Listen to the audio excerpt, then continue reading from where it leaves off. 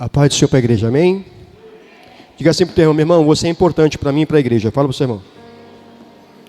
Você é importante, você é importante, você tem que entender isso. Você não pode passar despercebido, você não pode se achar uma pessoa que não tem importância, primeiramente para Deus. Deus se importa muito com você, que enviou o seu Filho por causa de você. E nós aqui nesse ministério estamos tentando trabalhar esse trabalho de interação, de convívio, de amor, de passar para as pessoas que nós temos Deus, e se temos Deus, nós temos amor no nosso coração. É difícil nós acreditarmos que uma pessoa que tem Deus, tem Cristo no coração, ela não tem amor para passar. Ela deve ter amor, cordialidade, simplicidade, educação e principalmente uma igreja cristocêntrica.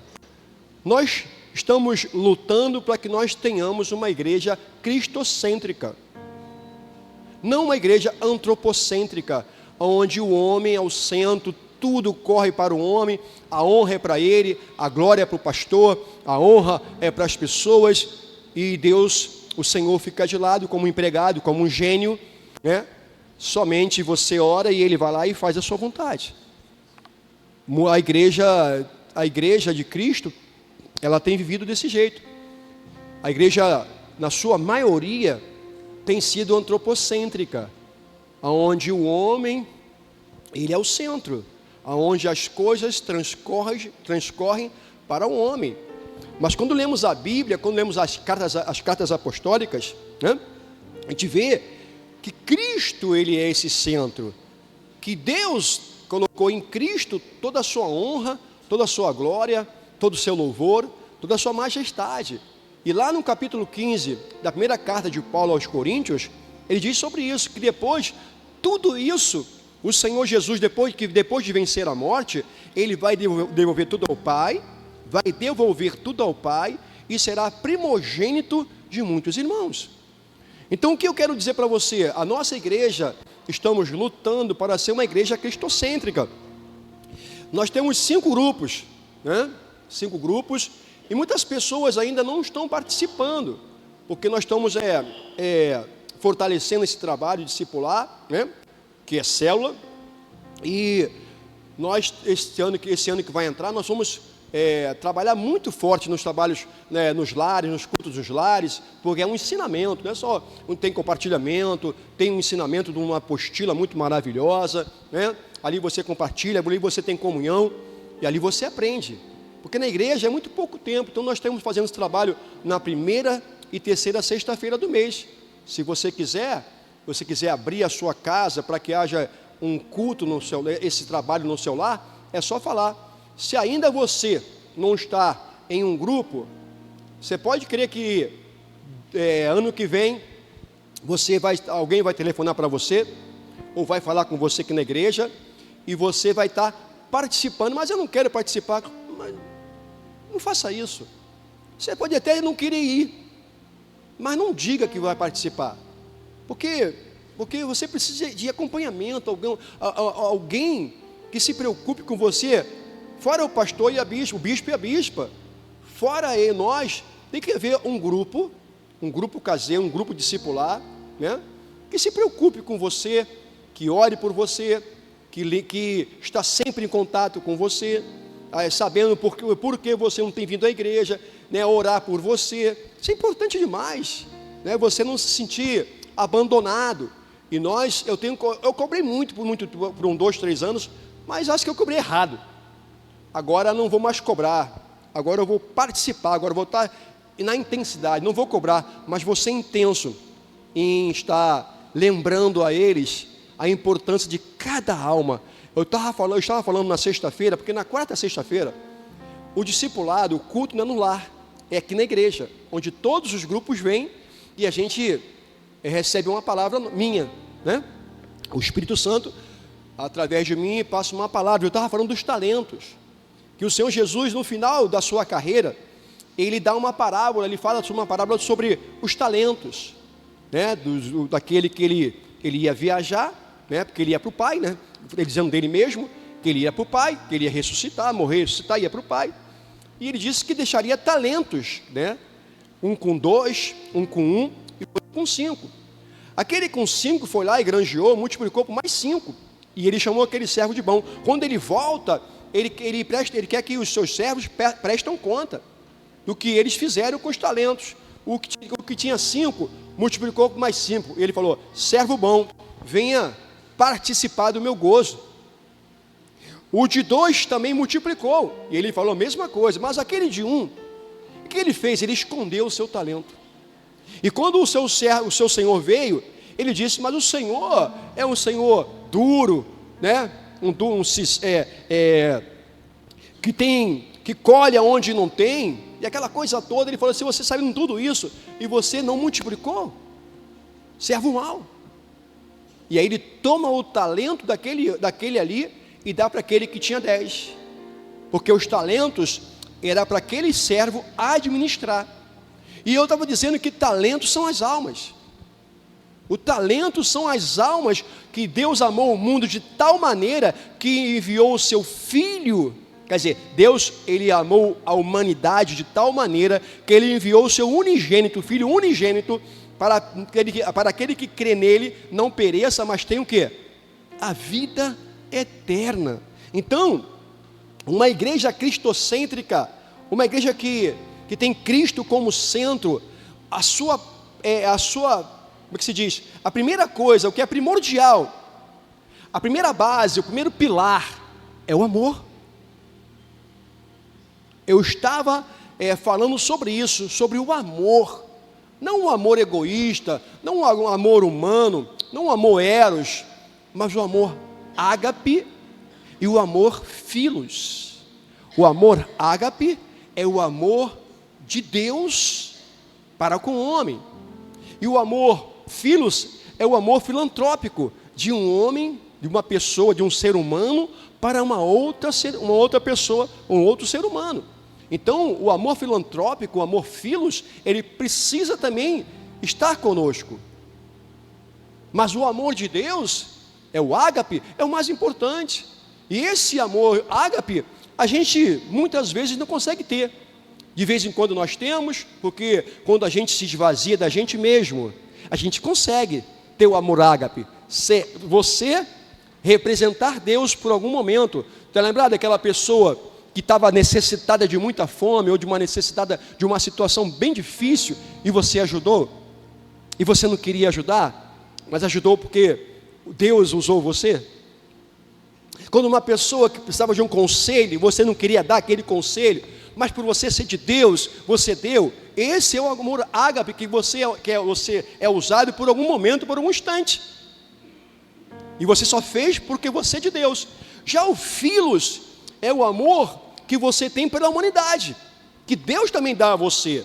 E aí, esse amor você não perde, esse amor você não deixa. Então você está sempre querendo ajudar. Eu vou ajudar porque eu quero. E ele disse isso: quando eu me coloco no lugar do outro, não é verdade? Quando você se coloca no lugar do outro, você dá até as suas calças. É verdade ou não é? É verdade. Se eu me colocar no lugar de alguém, esse é o philos. Ama o próximo como se fosse a si mesmo. E aí você olha aquela pessoa e você diz: e se fosse eu naquela situação?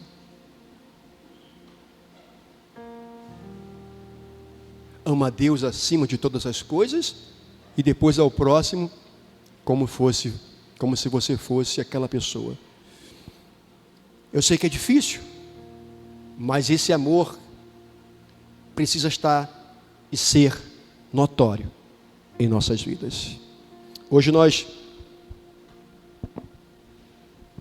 fizemos o nosso café da manhã para os homens. tivemos uma palestra aqui sobre o Novembro Azul, e nós tivemos aqui uma instrução sobre como prevenir, o que acontece, né? E foi muito bom. Depois tomamos um café assim, um café especial, foi um café especial. E eu agradeço a cada homem que veio, que participou. Foi muito bom, e a gente vai estar aprimorando. Eu vou pedir a vocês da igreja, quando tiver eventos, faça um esforço para participar, faça um esforçozinho. A gente não faz tantos eventos, mas quando tivermos alguns eventos, que nós possamos fazer um esforço e vir para prestigiar a igreja, prestigiar os organizadores, né? É bom ser uma igreja unida, uma igreja que ama, uma igreja que participa. Ano 2026, tomara que seja um ano, eu profetizo um ano de muita organização, de muito amor, de muita união e de muita participação. A gente precisa participar mais das coisas de Deus que estão inseridas na igreja. Fala assim, eu sou um com você, fala para o seu irmão. Amém? Então, daqui a pouco a minha esposa vai falar sobre o culto de agradecimento, que vai ser sábado que vem, não é isso? Domingo que vem. Domingo que vem, dia 6 ou dia 7? 7, né?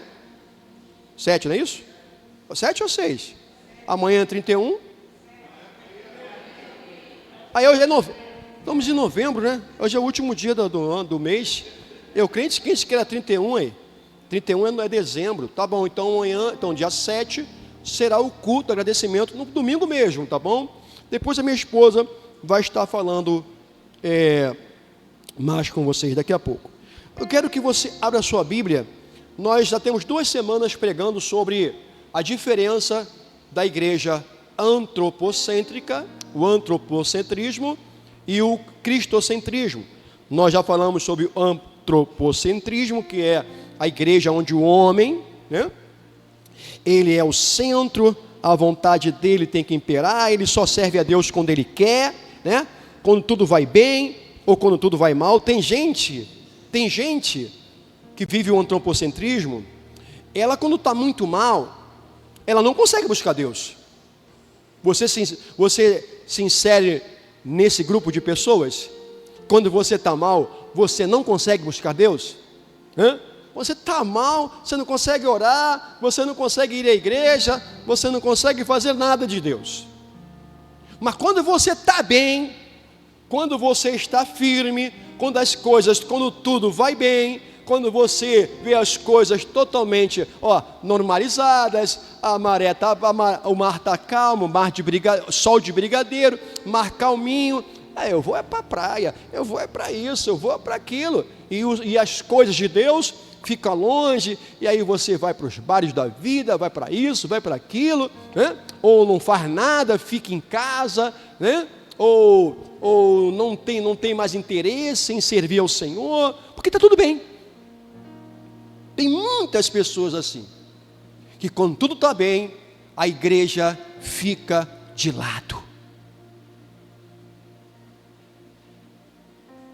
Mas existe um outro grupo de crentes que também é uma igreja, esses são antropocêntricos, não entenderam que Cristo é o centro. E outro grupo, onde você se encaixa? Que só consegue ser de Deus quando tudo está bem. Quando as coisas estão bem, está orando, está indo para a igreja, está fazendo tudo de que é bom, eu sou um grande obreiro, trabalho para o Senhor, porque está tudo bem. Mas se ficar mal, eu não consigo orar, não é isso? Eu não consigo fazer nada para Deus. Aí eu paro. Deus não está nem aí para mim. Olha como é que está a minha vida. Minha vida está uma desgraça. As coisas não acontecem. Quando eu estava no mundo, era melhor. Eu não tenho nada. Meu casamento está destruído. A minha vida financeira. Eu estou doente. E que Deus é esse? Qual qual grupo que você está? Que só é de Deus quando tudo está bem? Ou só é de Deus quando tudo está mal?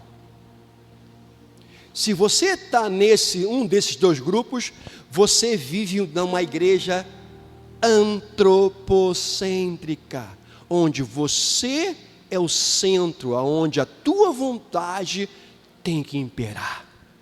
Diga assim, se você está num desses dois grupos, fala para o seu irmão, pergunta para o seu irmão, não responde.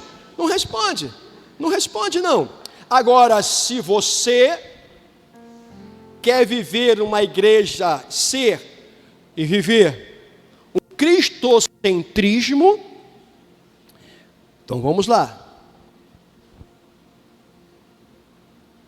Vamos entrar aqui no estudo. Está lento. Entrou.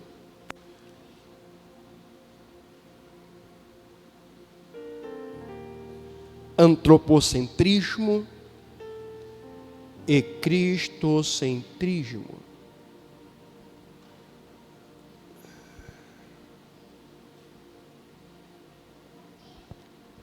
Só vou ler a introdução. Irmãos, escrevo-vos como quem conhece o perigo dos falsos evangelhos centrados no homem. Desde os meus dias, muitos se levantaram, pregando um outro evangelho. Paulo falando em Gálatas 1, 6 a 9.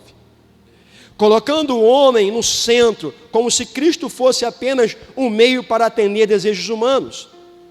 Mas o evangelho verdadeiro coloca Cristo como Senhor, cabeça e centro de todas as coisas. Gálatas 1, 16 e 18. Hoje, vamos estar no ensino para que nós possamos discernir o caminho puro do Senhor. Diga assim, irmão, é o caminho puro do Senhor. Fala para o seu irmão. Antropocentrismo é o evangelho onde o homem é o centro, suas vontades são prioridades, e Deus se torna apenas um serviço espiritual para realizar os sonhos humanos. Característica do antropocentrismo: foco no bem-estar humano acima da vontade de Deus, culto às emoções e não à verdade, promessa sem cruz, triunfo sem renúncia, um Cristo utilitário, não um Cristo Senhor. E qual é o resultado espiritual de uma igreja assim, de um ser humano assim? Gera crentes carnais, gera fé frágil, quando não recebe algo, desanima, substitui a adoração pela barganha, e muitas vezes, quando as coisas estão acontecendo, não quer mais saber de Deus. Agora, o que é cristocentrismo?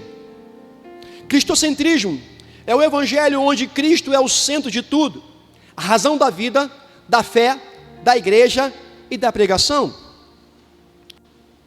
Para mim, o viver é Cristo. Filipenses 1, 21. Característica do cristocentrismo. Vamos lá. Primeiro, Cristo é o Senhor e não o servo. Romanos 14, versículo 7. Vamos lá? Vamos ler? Cristo é o centro e não o servo. Romanos 14.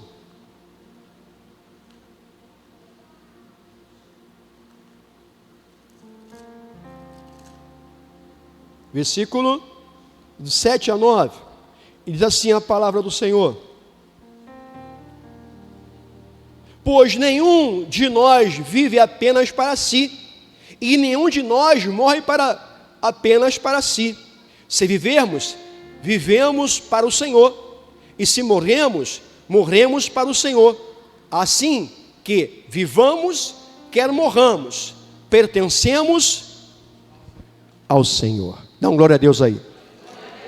Então, o primeiro passo, a primeira característica de uma pessoa ou uma igreja que vive o cristocentrismo, ela coloca Cristo, ela não coloca, ela tem a certeza, ela sabe que Cristo é o Senhor e nós somos servos.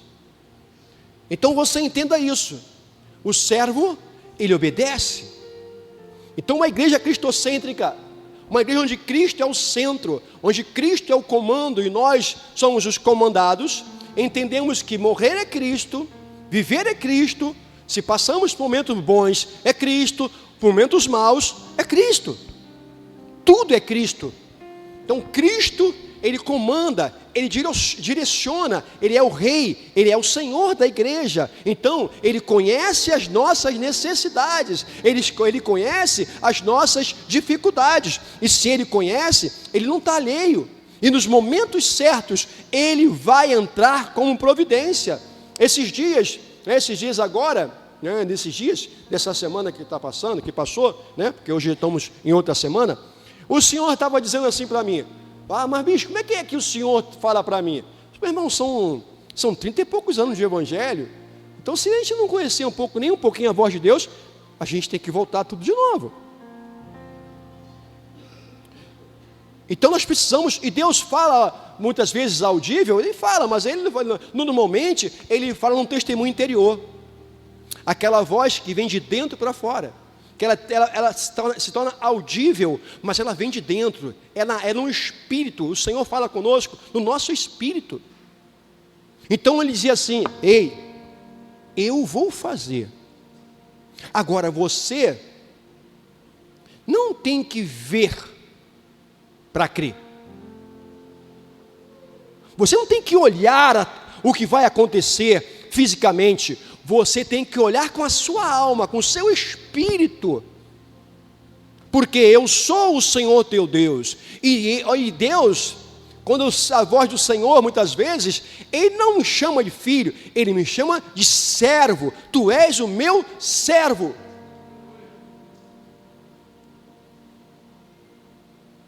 Por quê?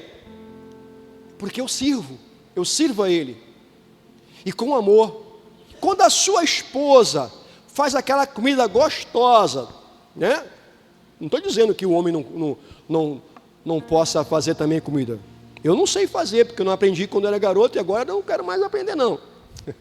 Mas os meus filhos, a minha esposa, aprendeu os dois fazem comida e muito bem.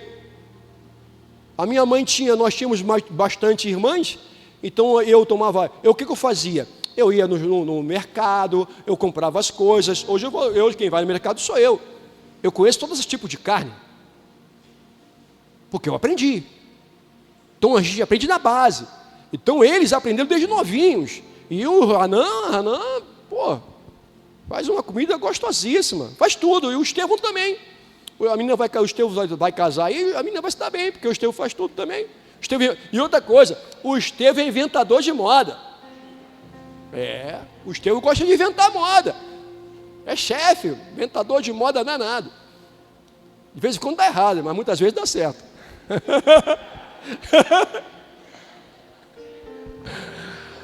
Então, a gente aprende de base. A gente aprende as coisas de base. Então a gente tem que começar a querer buscar a Deus para ouvir e entender a sua voz, porque Ele fala e Ele nos ensina. Então o servo, quando você não serve, a sua mãe não serve para você? Não serve a comidinha para você?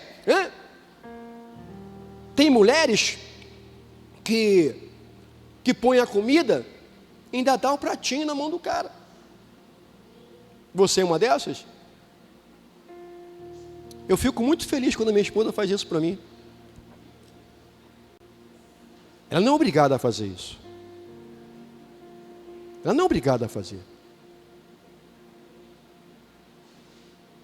Hoje ela pediu, ela falou assim: quer que eu passe tua roupa? Não, deixa que eu passo.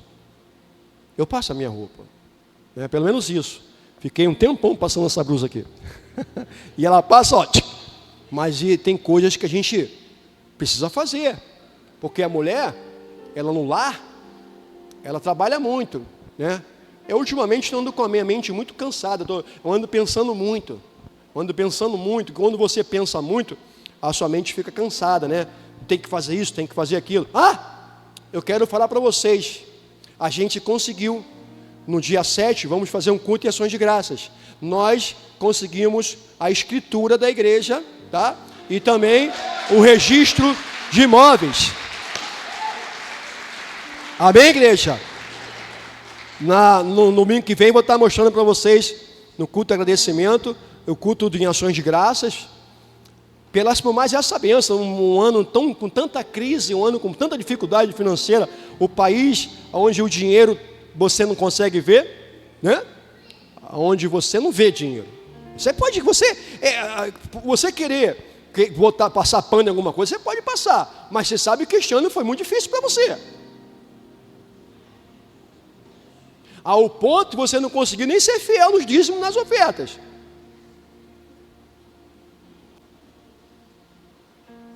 Porque se tivesse tudo bem, você estaria normalizando com os seus dízimos, com as suas ofertas. Por que você não está fazendo? Porque a grana está curta, porque você está gastando em outras coisas.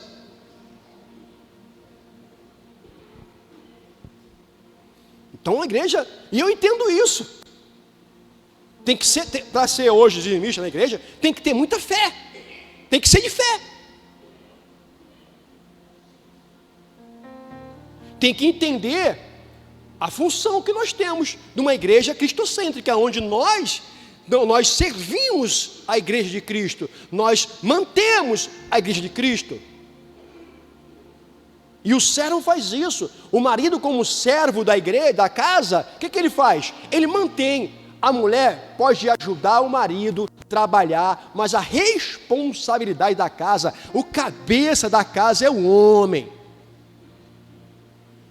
É o homem que tem que sair para ralar, para trabalhar. A mulher pode até ajudá-lo, mas o homem não pode, não deve colocar esse peso nas costas da mulher. A mulher é auxiliadora. A mulher, a Bíblia diz que ela ajuda o varão. E muitas vezes ela pode até ganhar mais, mas ela entendendo a sua posição na igreja de Cristo, no casamento, o que ela faz? Ela não tira proveito disso. E não humilha o seu marido, porque tem mulher que ganha mais que o seu marido, ela humilha o seu marido. Não dizendo, mas com atitudes. Coisa assim, quem ganha mais sou eu. E qual o problema você ganhar mais? Não tem problema. É tudo numa coisa só. Mas que ele é o provedor, que a Bíblia diz, é ele que tem que ser o caçador, é ele que tem que ser o provedor. Se o condomínio está atrasado, não é culpa da mulher, é culpa dele. Se as contas não estão sendo pagas, a culpa é dele. É ele que tem que guerrear, é ele que tem que ir para a caça. Porque não somos felinos, porque só os felinos quem caça é as mulheres, as fêmeas mulheres, as fêmeas. Mas quando o macho vai caçar, é certo, porque é a função dela. Mas no mundo humano, é a função do homem. Sair para trabalhar, manter a casa, e a mulher a prole, a casa. Mas se a mulher quiser ajudar o marido, para que haja uma vida melhor, nada mais justo. Nada mais justo uma mulher correr atrás dos seus sonhos, de querer trabalhar, nada mais justo, de ter o seu negócio, de ter a sua profissão. A minha mulher sempre me ajudou. Tem pouco tempo que ela parou, mas sempre me ajudou. E muitas vezes ganhava mais do que eu. Mas nunca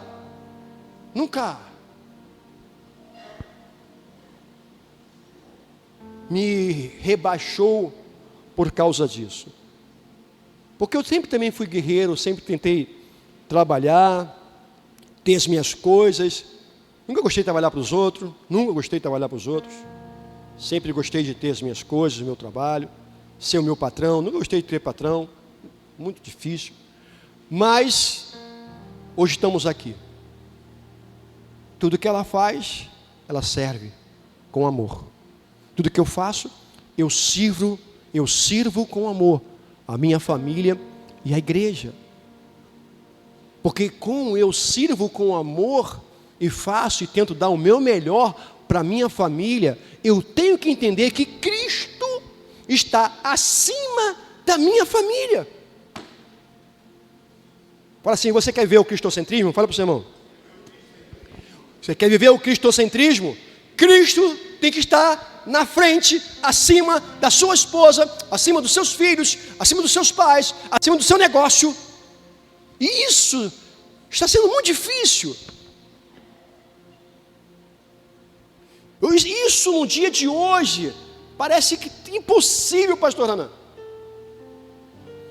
Não, minha família tem que estar na frente de Cristo. Você está errado.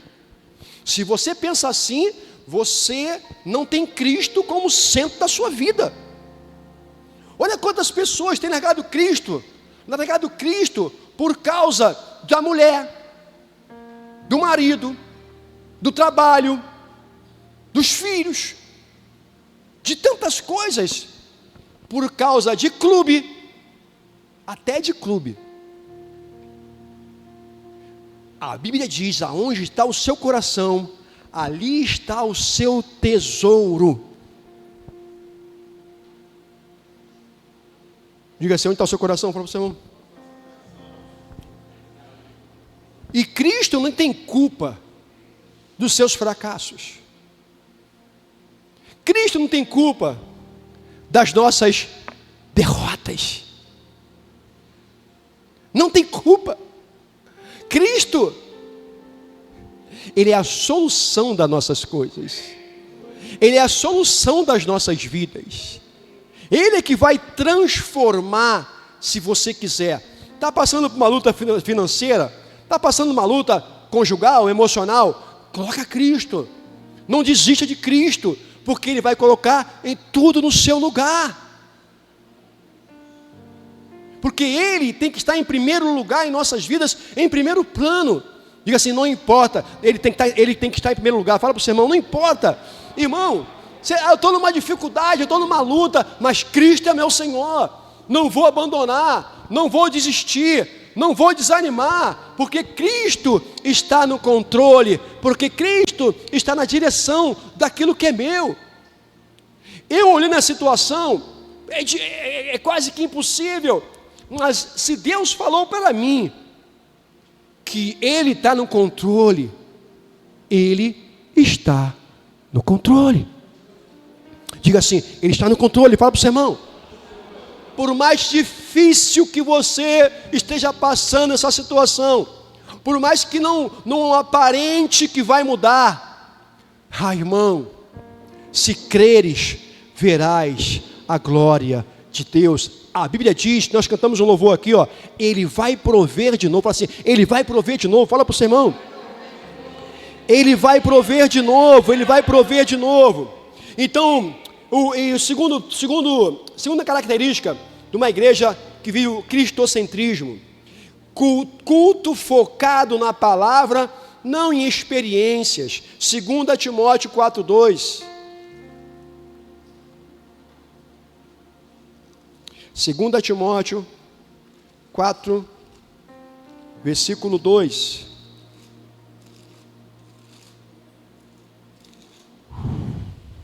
Diz assim, só 2, está escrito assim: pregue a palavra, esteja preparado a tempo e fora de tempo, repreenda, corrija, exorte com toda a paciência e doutrina.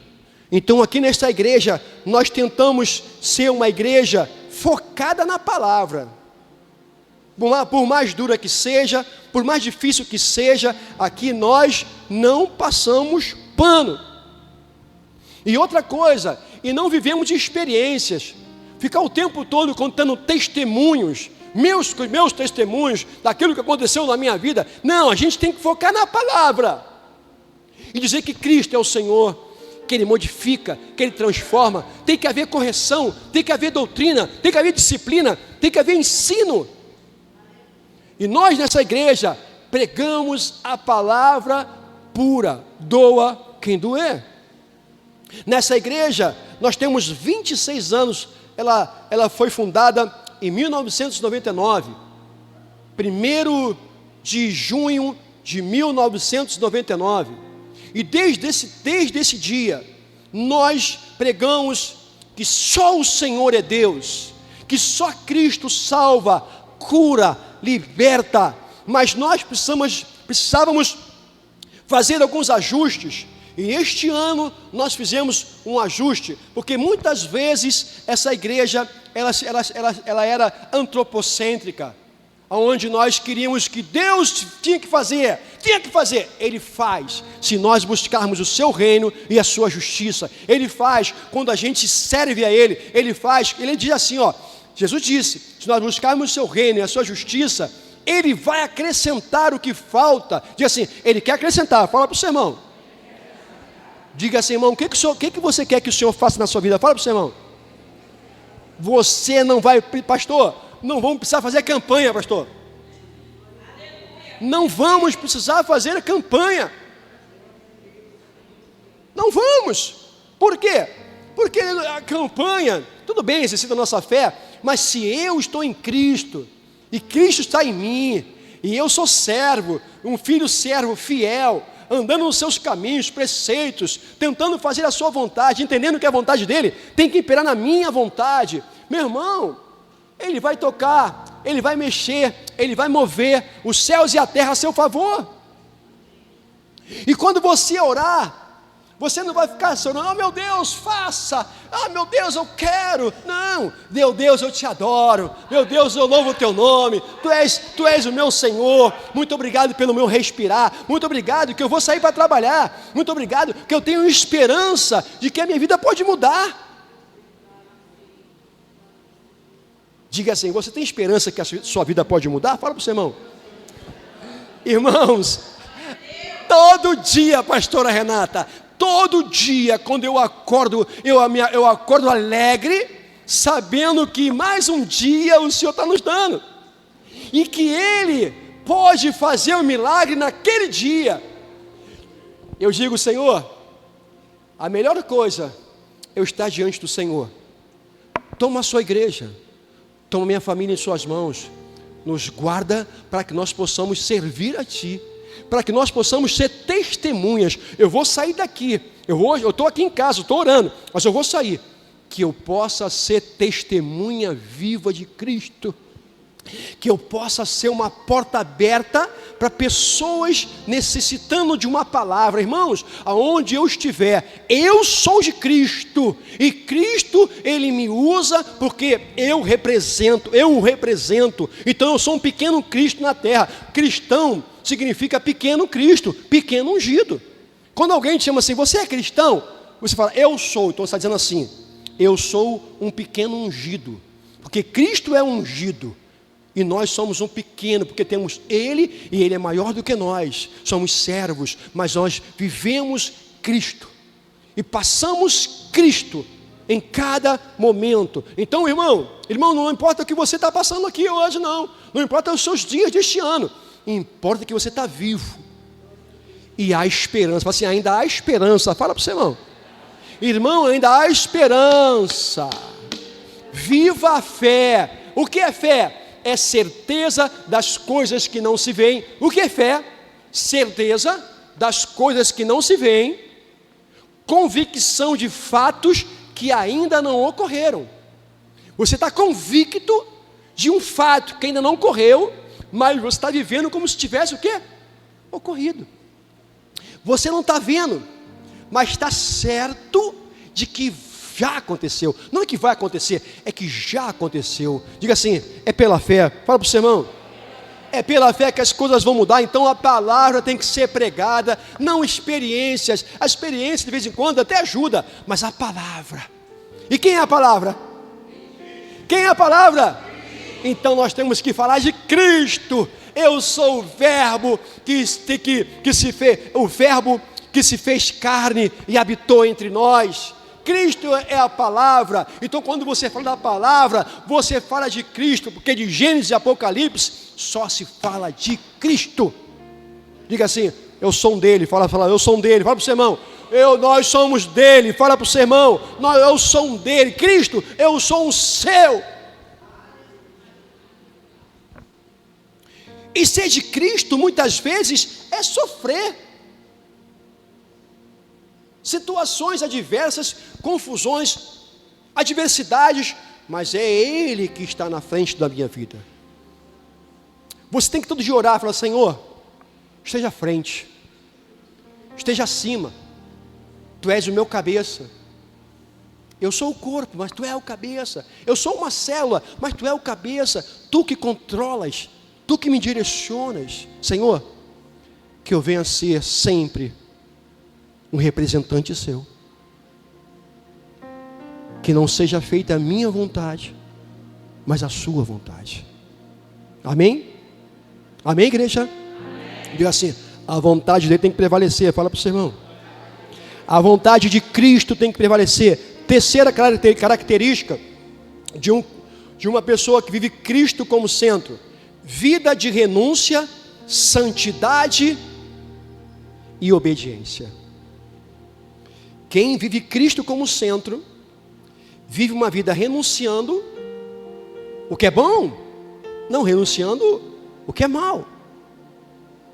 O que é mal, que muitas vezes para a gente é bom. Então vamos lá.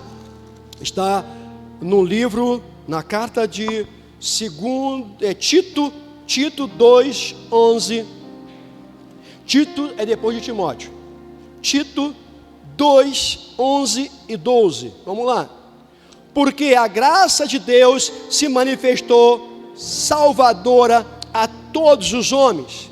Ela nos ensina a renunciar à impiedade e às paixões mundanas e a viver de maneira sensata, justa e piedosa nesta era presente, enquanto aguardamos a bendita esperança, a gloriosa manifestação de nosso Senhor, de nosso grande Deus e Salvador Jesus Cristo. Vou ler de novo. Porque a graça de Deus, porque a graça de Deus se manifestou salvadora a todos os homens.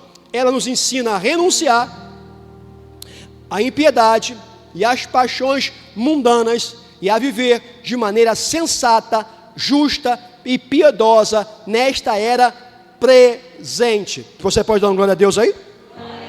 Mais alto. Então, é uma vida de renúncia, santidade e obediência. Vai ver? Eu vou aqui dar um exemplo. Aqui tem muito. O teu reino e faça a tua vontade sobre as nossas vidas. Se a decisão do Flamengo fosse 6:30 da tarde, aonde você estaria? No domingo.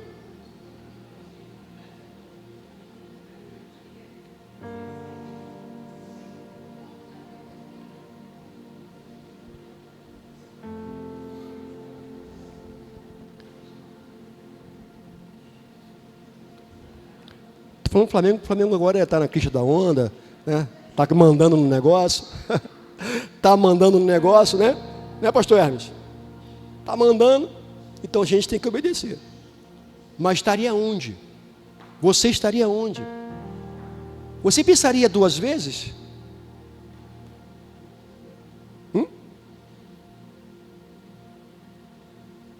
Porque nesses momentos que o Senhor prova o homem, aonde está o seu Deus? Muitas pessoas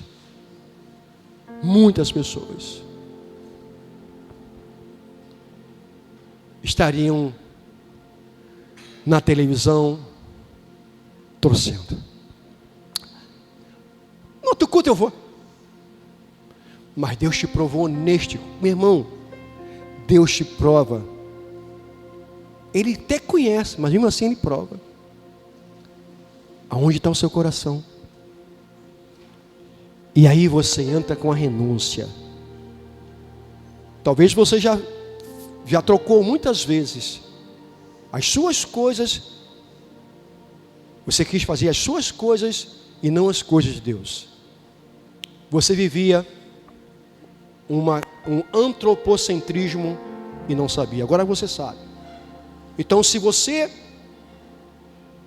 viver a sua vontade que impera, eu faço quando eu quero, ninguém me manda, eu estou na igreja porque eu quero uma religião. Você não tem que estar na igreja para ficar de religião, não. Religião não salva ninguém, não. O que salva é Cristo. O que salva é Cristo. Se Cristo é o seu Senhor, não importa a religião. Se você só tem Cristo como seu Senhor, porque não há salvação mediante a outra pessoa, mediante a um outro ser. Somente Cristo pode salvar a sua alma. Os antropocêntricos vão ser salvos? Eu acredito até que sim. Se não deixar de confessar que o nome dele que ele é o nome, até o fim você confessar, mas você vai ver que uma pessoa que vive uma igreja onde ela é o centro, onde os homens, é o homem que é exaltado, né? É o homem, quer ver? Uma coisa que eu vejo, uma igreja antropocêntrica, trazer deputado, trazer político para o altar.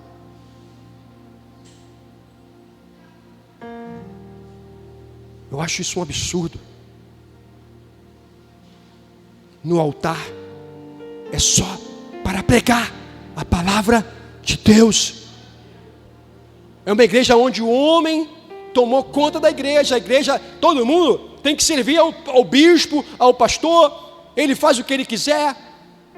Ele aluga a igreja para coisas que não é de pregar a palavra, porque ele se sente dono da igreja. Mas ele tem que saber que a igreja foi paga com os dízimos, as ofertas dos servos do Senhor. E igreja não tem que preparar. Eu vejo uma igreja cristocêntrica não prepara o templo para outra coisa. O altar não é para ter lutinha, não é para ter luta de boxe. Aqui é para pregar a palavra. A igreja cristocêntrica usa, isso aqui é um lugar mais alto para que você ouça, está consagrado, também eu creio assim, para pegar a palavra, para que a palavra saia, mais nada saia disso.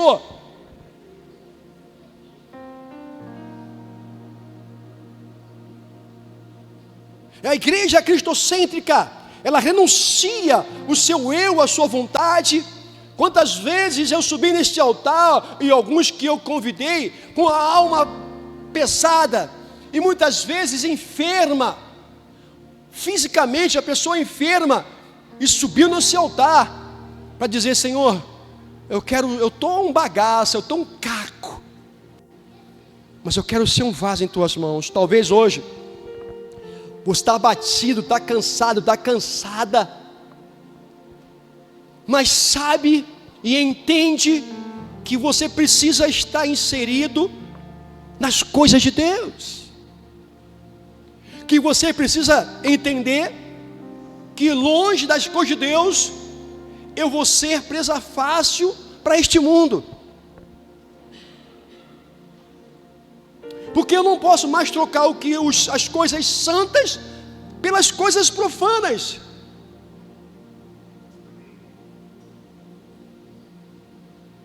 O cristocentrismo, eu renuncio aquilo que vai me afastar de Deus e das suas coisas. Como você vai dizer que você ama a Deus se as coisas dele não estão inseridas na sua vida? Como Deus está em primeiro lugar se você não vive as coisas de Deus?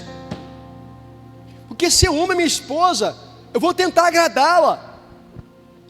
E como eu agrado a Deus? Renunciando à minha vida, renunciando aquilo que eu quero fazer, que não vai agradá-lo, que vai entristecê-lo. Renunciar é tirar a sua vontade para fazer a vontade de alguém.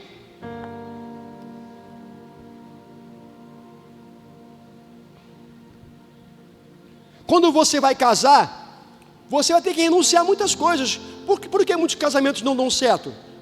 Por que não dão certo? Porque o cara casa, mas ele não quer renunciar à sua vida de solteiro. Ele quer continuar e jogar bola com os rapaziada, tudo bem. Aí joga bola, mas depois ele sai.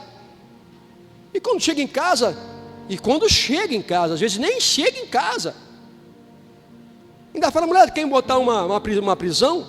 Não, irmão.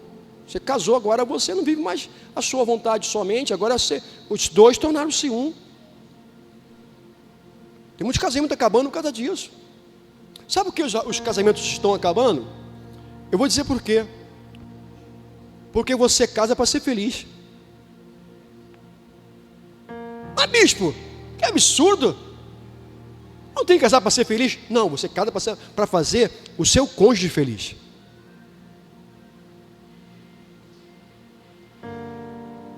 Se você casa para ser feliz, você vai ter muitas frustrações.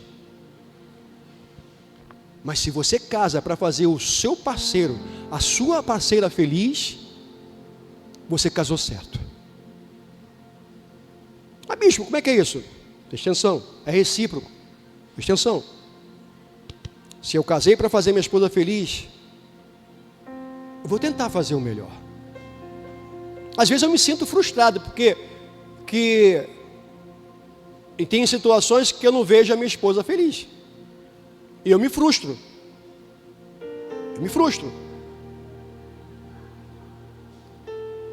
Porque eu casei para fazer a minha esposa feliz.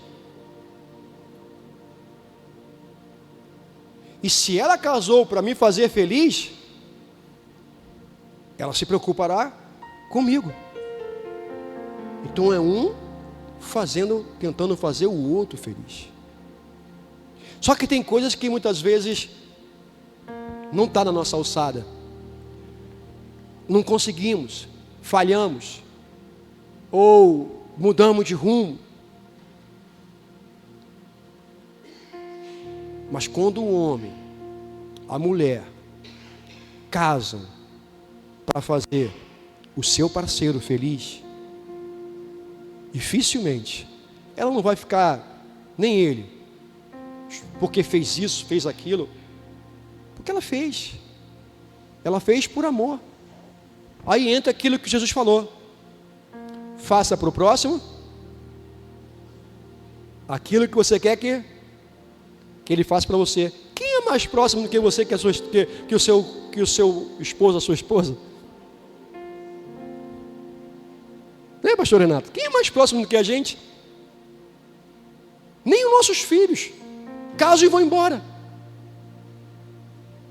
Vão ter as suas famílias. E quem é que vai ficar contigo te aturando? O velhinho.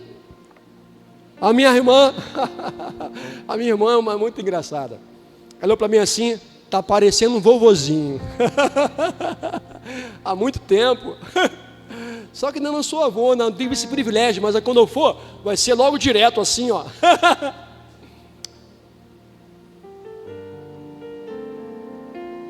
Mas nesses 36 anos de evangelho, me converti com 24, tenho com 60, vou para 61. Mas uma coisa que desse tempo eu nunca caí, porque ele me sustenta, porque eu não sou bom, e nunca me afastei, porque ele que me prende. Mas sabe por quê? Eu aprendi desde os 24 anos, renunciar, fugir da aparência do mal. Nem tudo que eu quero eu devo fazer.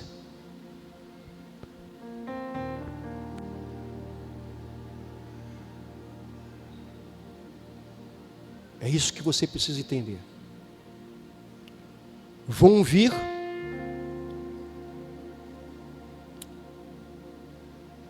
os desejos, as promessas, os encantos,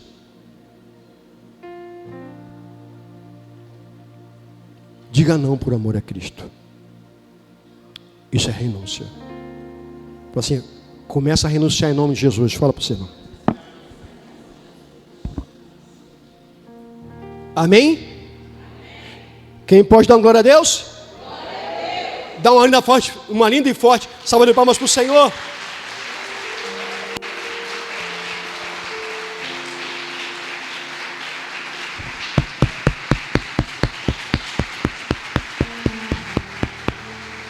Santidade, renúncia, santidade. Sabe o que é santidade? Não é porque você é melhor do que os outros, que você vai dizer, o santo. Nós somos santos. Santos quando fazemos o quê? Quando nos separamos. Santo significa se separar. Se separar de quê? Da tua mulher? Dos teus filhos? Da tua família? Da igreja? Não. Separar das coisas do pecado, do mundo. Amém? Meu irmão, aproveita esta oportunidade que você está tendo, que Deus está dando para você, que está querendo restaurar a sua vida emocional, conjugal, familiar, empresarial, financeira, física.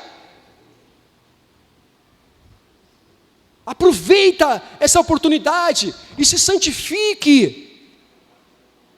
Se separa daquilo que vai afastar você de Cristo. Escutou, Brian? Deus manda falar para você se separar daquilo que aquilo que está te afastando de Cristo. Ele está vendo. E Ele te chamou para servir a Ele. Tu sabe disso. Ele manda falar isso para você. Está te vendo. E você tem que dizer não. Diga não, porque você vai agradar a Cristo. Ele te chamou desde o ventre da tua mãe para pregar o evangelho dele. Ele disse que você pode vencer. Ele fala para você que se você quiser, você pode vencer. Escutou? Te amo. Mas o Senhor fala para você que você precisa ganhar aquelas almas para o Senhor. Tu és um evangelista, tu és um ganhador de alma, meu filho. Não foi à toa que Deus chamou você, não. Ele quer coisas grandes na sua vida, meu garoto. Vença, e um dia você vai dar o teu testemunho. Me arrepiei todo aqui. Tu és de Deus e Ele te ama, meu garoto. Você pode dar uma linda e forte salva de palmas para o Senhor Jesus? Glória a Deus por isso.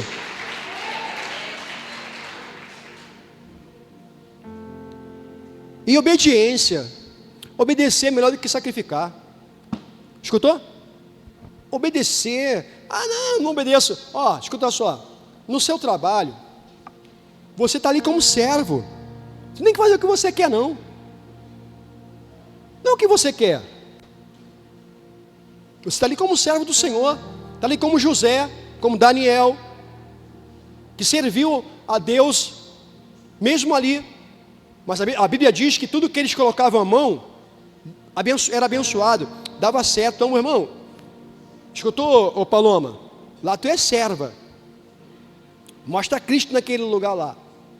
Você quer crescer aonde você está? Obedeça, se separe, não fica no meio de rebeldes, porque se tu anda com alguém, você é parecido com aquele alguém.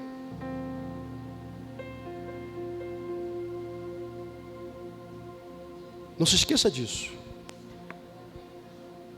Diga com quem você anda, que todo mundo vai saber quem é. Rebelde anda com rebelde. Não quer dizer que você não possa pregar para o rebelde. Se você se junta a alguém, também, não estou mandando você abandonar, mas você falar de Cristo, testemunhar Cristo, mas não fazer igual.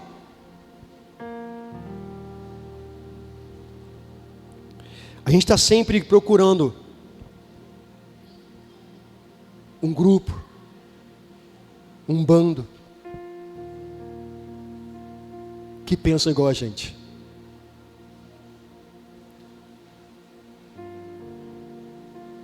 Procura a estar com pessoas que possam edificar a sua vida. Deus mostra aqui, ó, escuta só, que essa pessoa que você gosta muito, não é que teu esposo, que é tipo uma amizade, mas tem te edificado os conselhos que essas pessoas têm dado para você?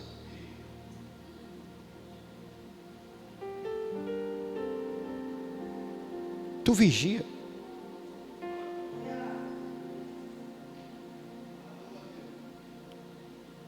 Se essas pessoas querem dividir, não perdoa não. Tem gente que é assim. Entra nessa não. O perdão, quem tem o dom do amor, perdoa. E Cristo é amor. Você pode fazer o que você quiser, mas se você não amar, tudo que você faz é em vão. 1 Coríntios 13. Nem que eu venda os meus bens e doe para os pobres, se não tiver amor, de nada vale. O amor tudo sofre, tudo crê, tudo espera, tudo suporta. Suporte, ó, aqui, ó. Como pode 2 fitas, eu sempre comento isso, 2 fitas suportar? Essa caixa é pesada. Então talvez você pareça ser mais fraco, mas se tu tem amor, se você tem amor, você se torna forte. Você pode sair do seu lugar e abraçar o teu irmão. Irmão, vamos viver no amor e Cristo como centro. Fala para o seu irmão, sai do seu lugar.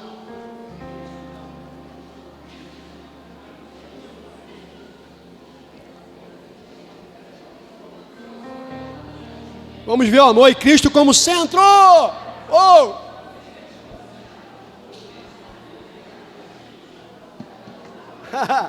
Vamos ver o amor e Cristo como centro. Amém? Amém, igreja? Vamos ver o amor e Cristo como centro. Cristo é o centro de nossas vidas.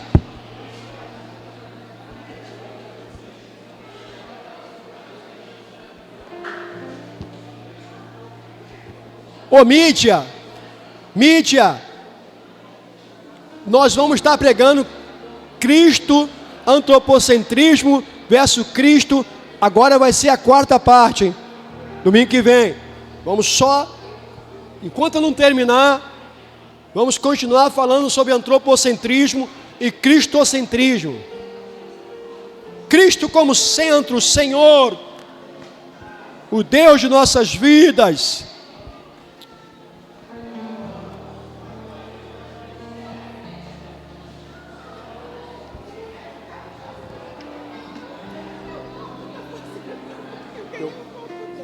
Foi ajuda e Cristo como centro. Foi a ajuda que deu.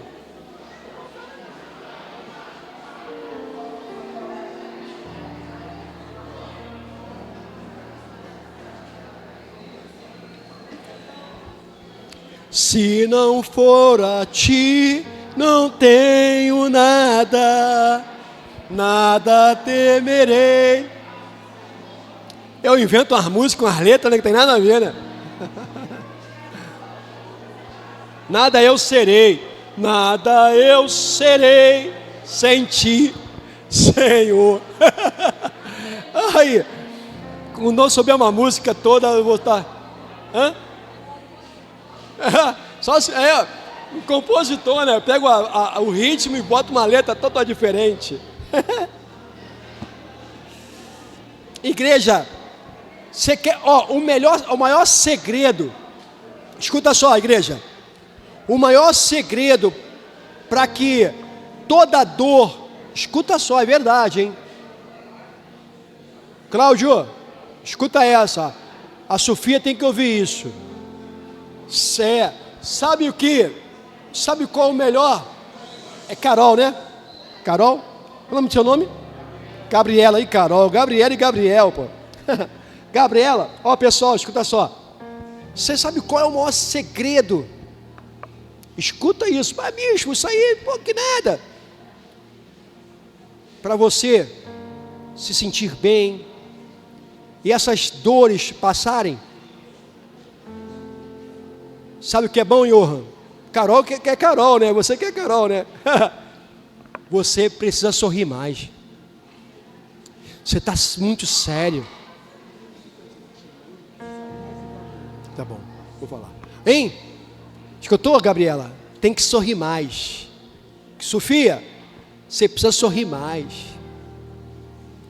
Quando você sorri, os seus músculos do rosto, eles funcionam. Você fica mais novo. E outra coisa, aquilo que está... Porque quando você pensa em alguma coisa que não é boa, o que o seu rosto faz? Fecha. Fica velho, enrugada. Mas o Senhor mandou eu sorrir. Sorria. Jesus está te filmando. Sorria. O Senhor mandou eu sorrir mais. Sorrir. Você vai ver que o teu pensamento vai mudar. Irmãos, esse é que Deus está mandando falar para vocês. É o segredo. Está sorrindo de quê, rapaz? Está sorrindo de quê? Eu sou de Cristo, poxa. Eu sou de Deus. Eu tenho visto isso, porque minha cara fecha logo, minha cara, aí ó, fica franzida. E eu preciso sorrir, porque eu fico muito mais bonito sorrindo. Fala assim, irmão, quer ficar bonito? Sorria em nome de Jesus. Pastor Hermes, tu que tá sério, dá um sorriso aí, pastor Hermes. Ai, quando gargalha então, ó Pedrão, tá sério porque dá um sorriso aí. Sorriso lindo desse aí, rapaz. Irmãos, a vida fica melhor. Casal, qual é o nome do casal mesmo que eu esqueci? Qual? Isaías e Isabela. Graziela. Vamos dar uma linda e forte salva de palmas para o Senhor. Vamos dizer para eles que sejam bem-vindos em nome de Jesus. O Senhor manda vocês sorrirem.